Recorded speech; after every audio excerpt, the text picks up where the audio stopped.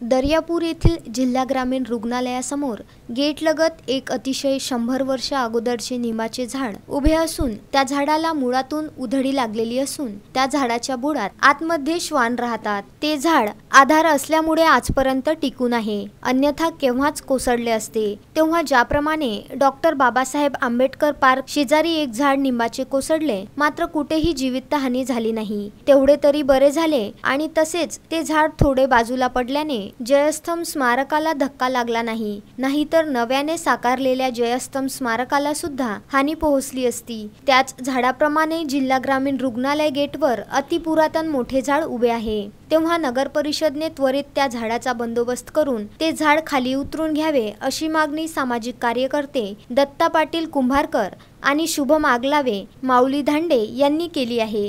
Bureau report, Vidarbha news, Daryapur.